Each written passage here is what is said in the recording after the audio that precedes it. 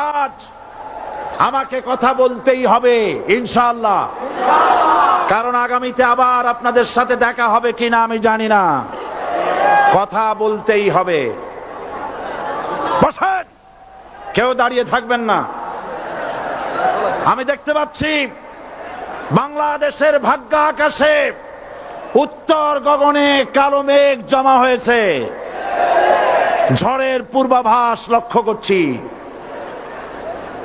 যদি মোকাবেলা করতে না পারেন সক্ষম ভাবে, এমন অন্ধকার গাঢ় কালো অমাবস্যার রাত আসতে পারে যার সুবে সাদেক হওয়া অসম্ভব। সুতরাং আপনারা কি কাপুরুষের মতো কাফের মুশরিকদের গোলামি করে মরতে চান? বিড়ালের মতো 500 বছর বেঁচে থাকার কোনো লাভ নাই। সিংহের মতো 1 ঘন্টা বাঁচতে চাই। আমাদেরকে বলা হয় সাম্প্রদায়িক উস্কানিমূলক কথা নাকি আমি বলি।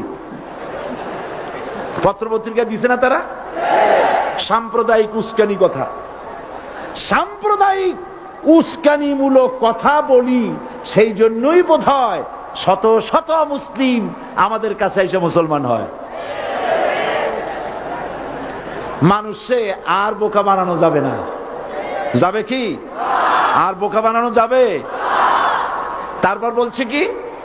এরপরে বলছে আমাকে বলছে রাজাকার। শুনে রাখো চট্টগ্রামের লক্ষ লক্ষ জনতা, পার্লামেন্টে যখন আমাকে এই কথা বলা হয়েছিল, আমার পার্লামেন্টের কলিগ জাফরুল্লাহ চৌধুরী সাহেব বসে আছেন এখানে। হ্যাঁ, জাফরুল ইসলাম চৌধুরী বসে আছেন পাশে। প্রধানমন্ত্রী সুদ্ধা, অন্তত 3 শতাধিক পার্লামেন্টের সম্মানিত সদস্যরা সেদিন বসা। 1997 সনের বাজেট বক্তৃতা যখন আমি করতেছিলাম, ডক্টর কুদরতে খোদা, নাম রাখছে কুদরতে খোদা, আসলে গজবে খোদা। এই লোকটি নাস্তিক, ইসলামের চূড়ান্ত দুশমন। তার প্রণীত শিক্ষা ব্যবস্থার যখন সমালোচনা করছিলাম, ট্রেজারি বেঞ্চ থেকে আমাকে বলা হলো রাজাকার। আমি আমার সমস্ত শক্তি একত্রিত করে বলেছিলাম শুধুমাত্র হিন্দুস্তানের রাজাকারেরাই আমাকে রাজাকার বলতে পারে। আমি বলেছিলাম 1973 সন পর্যন্ত আমি বাংলাদেশের কোন রাজনৈতিক দলের নেতা এবং কর্মী ছিলাম না। আমি রাজাকার নই। আমাকে রাজাকার বলে যদি তাকেও প্রমাণ করতে না পারে 10 কোটি টাকার মানহানি মামলা দায়ের করব। আমার এই বক্তব্য সারা দুনিয়া শুনেছে। পার্লামেন্টে আমার এই বক্তব্য রেকর্ড হয়ে আছে। সেদিন 3 শতাধিক পার্লামেন্ট মেম্বারের কেউ আমার চ্যালেঞ্জ গ্রহণ করেন নাই। যে কোনো ব্যক্তি পার্লামেন্টে গিয়ে আমার বক্তৃতা দেখে আসতে পারেন। এরপরে 1997 সনের 7ই অক্টোবর দৈনিক জনকণ্ঠ পত্রিকা যখন আমার বিরুদ্ধে লিখলো, সেই পত্রিকায় সাইদির ওপেন চ্যালেঞ্জ 8ম পাতা, 1997 7ই অক্টোবর, এত বড় 2 কলমে হেডিং। সেখানে আমি বলেছি বাংলাদেশের সকল সাংবাদিক, গোয়েন্দা বিভাগ, বাংলাদেশের সকল বুদ্ধিজীবীকে আমি আমার পিরোজপুরে আমন্ত্রণ করছি। আমার উপস্থিতিতে যদি কেউ প্রমাণ করতে পারে বাংলাদেশের স্বাধীনতা যুদ্ধের বিরুদ্ধে আমার কোনো ভূমিকা ছিল, সজ্ঞানে স্বেচ্ছায় জাতীয় সংসদের সদস্য পদ থেকে পদত্যাগ করব। 3 বছর পার হয়ে গেছে, আজ পর্যন্ত কেউ এই চ্যালেঞ্জের মোকাবেলা করে নাই। সুতরাং আমাকে যারা রাজাকার বলবে তারা পিতৃ পরিচয়হীন অবৈধ সন্তান। 1971 সনের, শোনো মুসলমানেরা, 1971 সনের কোন কাদা সাইদির গায়ে লাগে নাই। আমাকে রাজাকার বলে জনগণ থেকে বিচ্ছিন্ন করবা। জনগণ থেকে আমারে বিচ্ছিন্ন করা যাবে না, কারণ এই জনগণ আমার জন্য আসে না, এই জনগণ আসে আল্লাহর কোরআনের জন্য।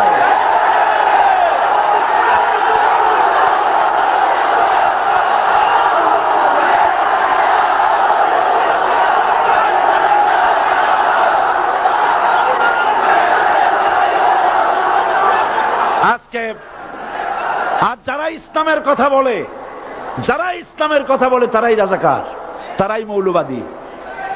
মৌলবাদী বললে আমরা অসন্তুষ্ট হই না, কারণ মৌলবাদী শব্দটা আসছে মূল থেকে। মৌল শব্দ এসেছে মূল থেকে। মূলবাদী তার মানে যারা মূলে আছে। মূল হলো কোরআন, মূল হলো হাদিস, মূল হলেন আল্লাহ, মূল হলেন আল্লাহ রসুল। আমরা আছি মূলে।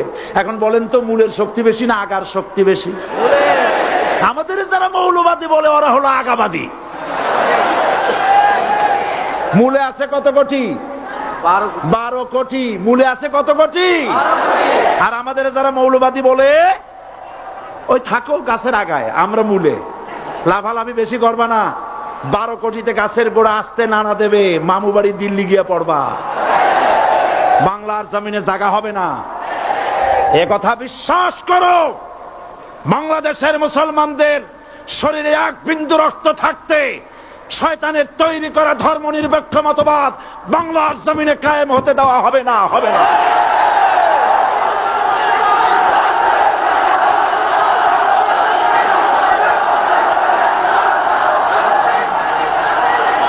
রাসূল করিম সাল্লাল্লাহু আলাইহি ওয়াসাল্লাম কোরআন প্রতিষ্ঠার জন্য আন্দোলন করেছিলেন। আয়াতুল কুরসি আমাদের সে কথাই শিখেছে। আল্লাহ রাব্বুল আলামিন বলেন, আল্লাহু লা ইলাহা ইল্লা হুয়াল হাইয়ুল কাইয়ুম। প্রাণ খুলে পড়েন, আল্লাহু লা ইলাহা ইল্লা হুয়াল হাইয়ুল কাইয়ুম। আল্লাহ হচ্ছেন তিনি যিনি ছাড়া কোনো ইলাহ নাই, আইনদাতা নাই, বিধানদাতা নাই। আমরা মানুষের তৈরি করা আইন মানি না। 12 কোটি মুসলমানের দেশে আইন তৈরি করবে মানুষ, আমরা মানব না। পার্লামেন্টে তৈরি হতে হবে কোরআন দিয়ে, পার্লামেন্টে আইন তৈরি হতে হবে কোরআন দিয়ে। সুতরাং ভয় যতই পান আর যতই ষড়যন্ত্র করেন, 4 দল যখন একত্রিত হয়েছে, ঐক্যবদ্ধ থাকবে, সরকার ঐক্যবদ্ধভাবে গঠন হবে, নির্বাচন ঐক্যবদ্ধভাবে হবে এবং কোরআন হবে, আল কোরআনের পার্লামেন্ট হবে বাংলাদেশে।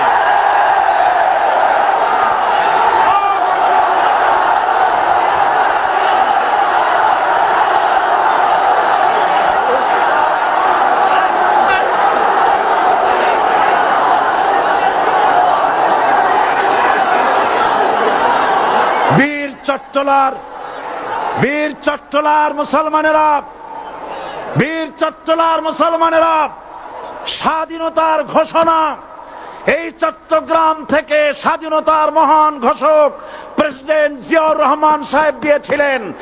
এই চট্টগ্রাম থেকেই ইসলামী রাষ্ট্রের ঘোষণা হবে।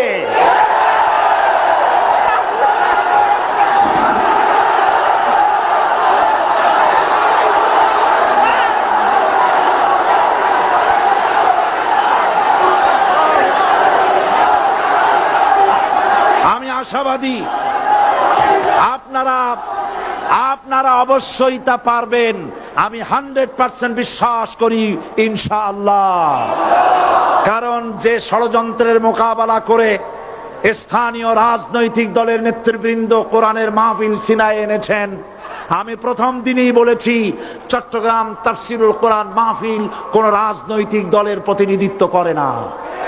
এটা কোন জামাত শিবিরের একক সম্পদ নয়, এটা চট্টগ্রামের মুসলমানদের কলিজার টুকরা তাফসিরের মাহফিল। সুতরাং এই মাহফিল চট্টগ্রামে থাকবে ইনশাআল্লাহ কিয়ামত পর্যন্ত। 144 ধারা 288 হয়ে গেছে, ষড়যন্ত্র পায় পায় চলে গেছে। আমি ওই সব ছেলেদের বলি, সরকারি দলের ছাত্র হইয়া মুসলমানদের বিপক্ষে যাইও না। এদেশের ভাগ হয়ে